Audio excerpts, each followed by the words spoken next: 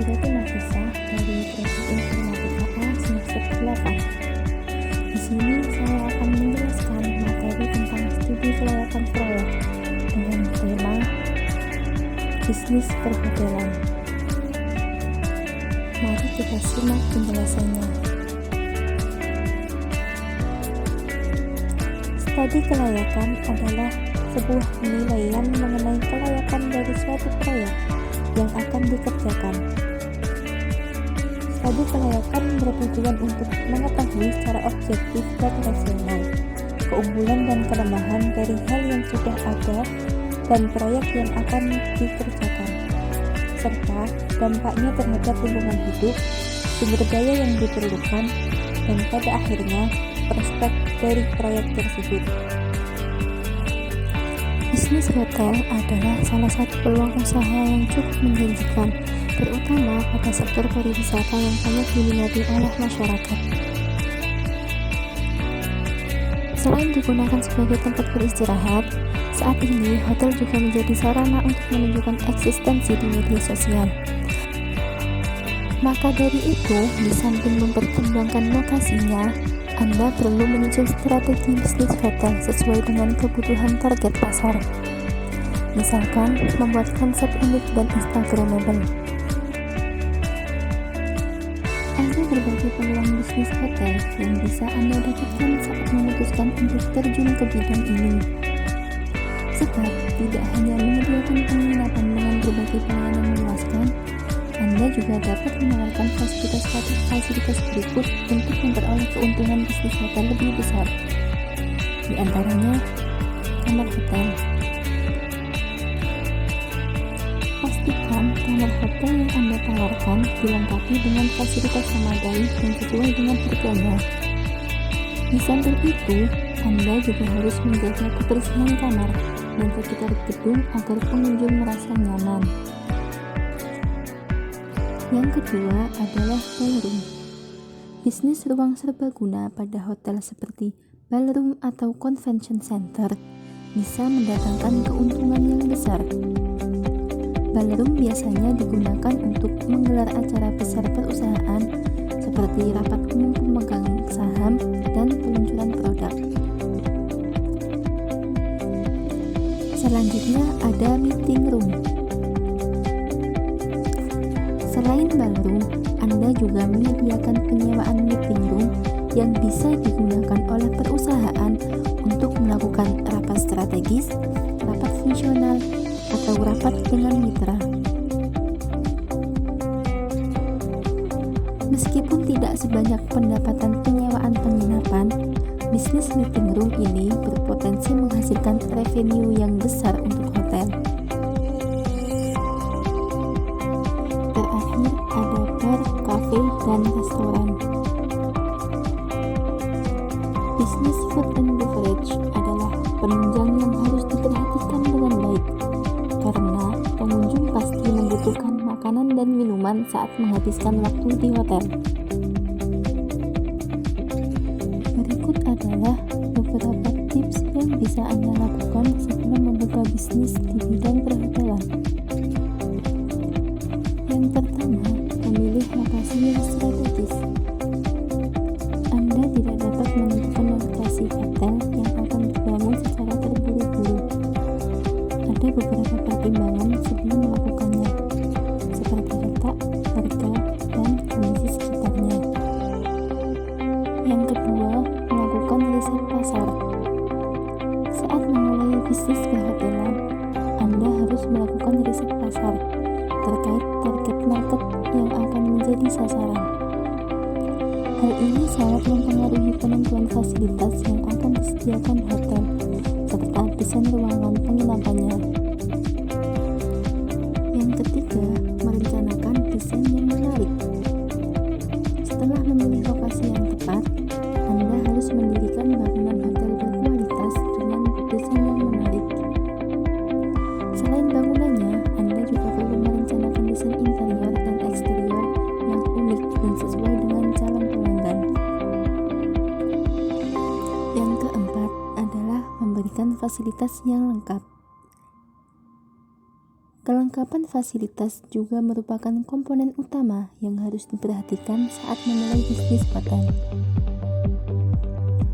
Fasilitas hotel yang lengkap seperti AC, kamar mandi, sambungan internet, serta lemari akan menjadi penunjang kenyamanan pengunjung.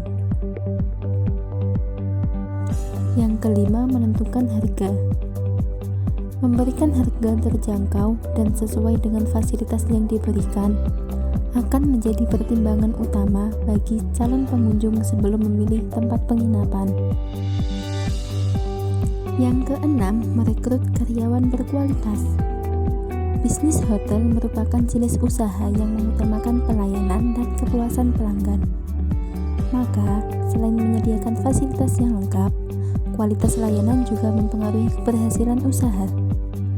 Pastikan penginapan Anda memiliki karyawan yang bisa memberikan pelayanan berkualitas, sehingga bisa bersaing dengan kompetitor. Terakhir, menyusun strategi pemasaran. Bisnis hotel akan memiliki peluang sukses yang sangat besar ketika strategi pemasarannya dilakukan dengan tepat. Anda bisa menerapkan berbagai strategi bisnis hotel untuk memasarkan penginapan, seperti memberikan diskon dan harga promo. Tidak hanya itu, ketika ada pengunjung yang menginap di hotel, Anda bisa memberikan pelayanan tambahan seperti souvenir unik dan menarik. Hal ini bertujuan memberikan pengalaman menyenangkan bagi pengunjung, sehingga mereka tidak ragu untuk kembali menginap di hotel Anda. Bisnis memiliki dua sisi, terdapat kelebihan atau keuntungan menjalankan bisnis tersebut. Ada juga risiko atau kerugian memilih bisnis tersebut, termasuk jika memilih bisnis hotel.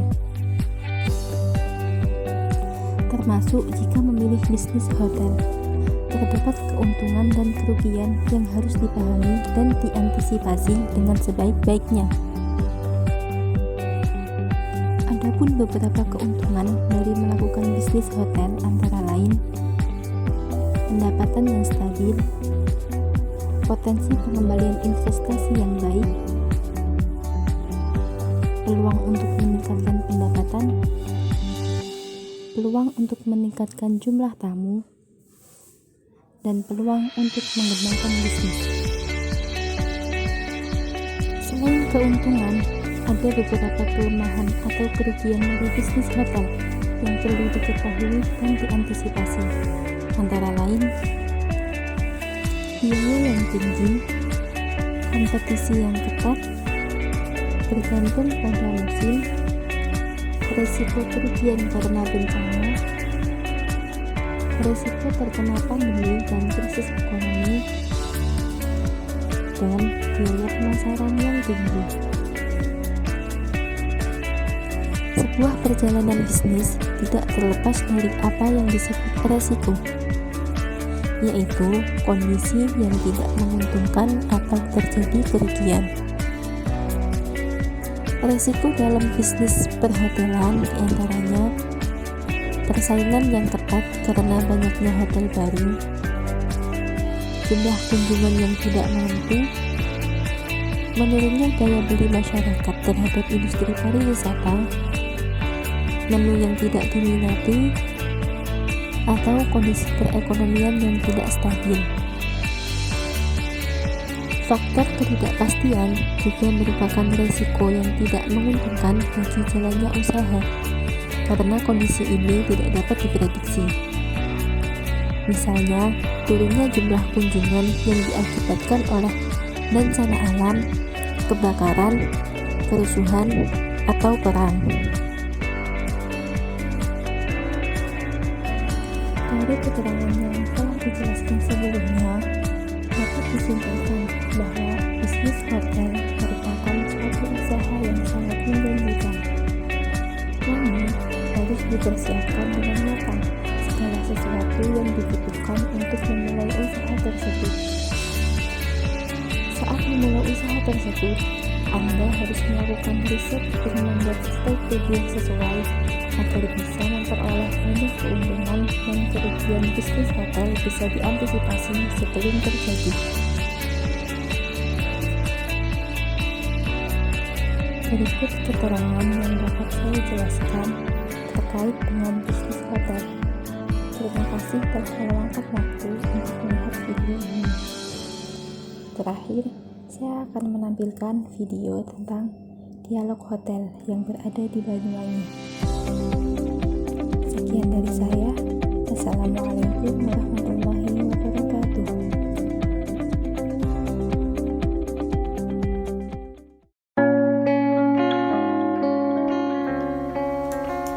Halo Bobers, ketemu lagi di channel Bocan, bobocantik.com. Sebelum Bocan lanjutin video road trip Jawa Bali kali ini, Bocan mau minta tolong nih sama Bobers. Buat Bobers yang belum subscribe channel Bocan, ayo dong please subscribe channel Bocan, biar Bocan juga lebih semangat buat bikin video review hotel dan tempat wisata keren lainnya yang ada di Indonesia. Nah, ini adalah road trip hari ke-14. Abis check out dari El Royal Hotel, Bocan nginep di Dialog Hotel.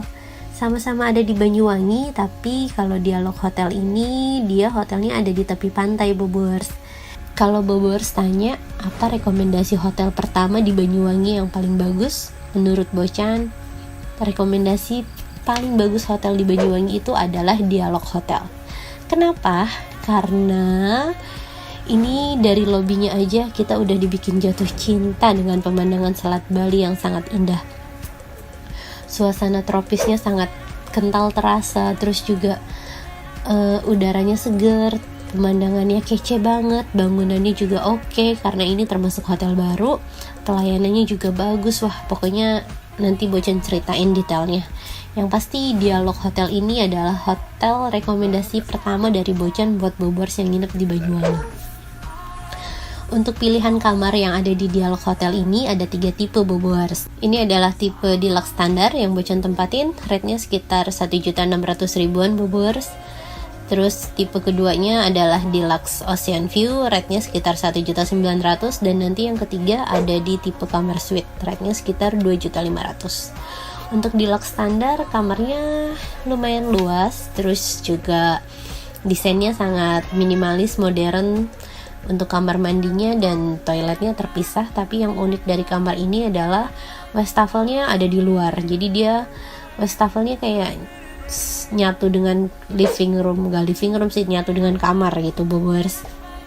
Mungkin buat Bobers yang datang gak bersama anak-anak sih bisa nyaman-nyaman aja, tapi kalau untuk Bocan yang datang sama anak rasanya lumayan rempong, karena kan wastafel Bocan sering nyuci botol minum atau apa, dan itu jadi bikin agak becek kan, takut apa sih, suka nyiprat-nyiprat kemana-mana gitu. Oke, tapi itu skip, masih bisa dimaklumi lah. Terus ini adalah surrounding hotelnya, Bobers. Pepohonan kelapanya sangat indah, belum lagi pemandangan laut Balinya yang menawan. Rasanya betah banget tinggal di sini deh. Sebulan juga Bocan mau. Ya iyalah. Oke, ini adalah restorannya. Biasanya sih saat sore restorannya sih sering didatengin sama pengunjung dari luar. Jadi yang bukan tamu hotel bisa sih foto-foto cantik di sini sambil jajan. Tapi kayaknya kalau untuk berenang kayaknya ini khusus tamu aja sih, Bobers. Infinity Poolnya juga sangat indah, Bobers. Pemandangan Selat Bali dapat langsung dinikmati dari sini. Jadi Bobers mau berenang atau sekedar duduk-duduk santai sore hari di sini itu sama-sama menyenangkan.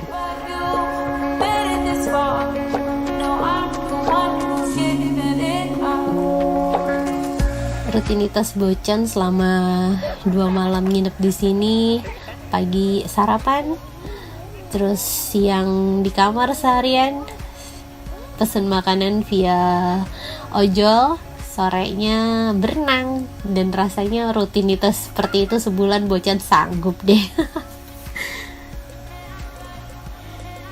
Kalau di sini nggak ada sunset, Bobers, karena ini adalah ya kan di Jawa Timur, jadi nggak ada sunset, adanya sunrise. Tapi walaupun gitu pemandangan sore harinya tetap cantik. Kalau untuk keluarga sih kayaknya fasilitas di hotel ini nggak terlalu memuaskan ya, karena nggak ada playground atau apa gitu, cuma kolam renang doang. Tapi Buat yang honeymoon, kayaknya ini perfect place deh, nggak perlu ke Bali. Kayaknya di sini pun udah enak banget buat menikmati pantai, buat menikmati laut. Rasanya relax banget. Oh iya, ini adalah hari ke-15.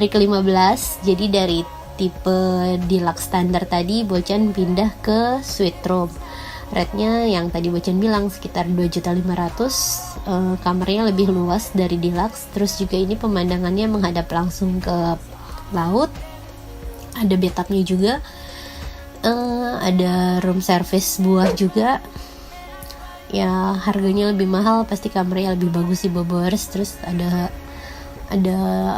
kursi buat nonton TV juga. Ini salah satu hotel terfavorit selama Bocan road trip.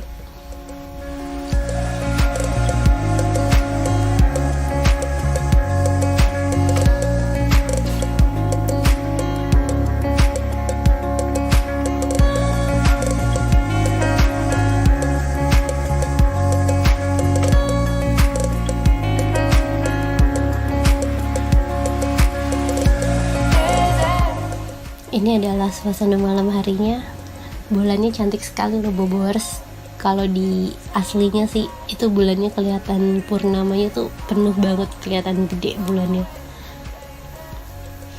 Hari ke-16. Selama di Banyuwangi ini Bocan banyak terpesona dengan sunrise-nya.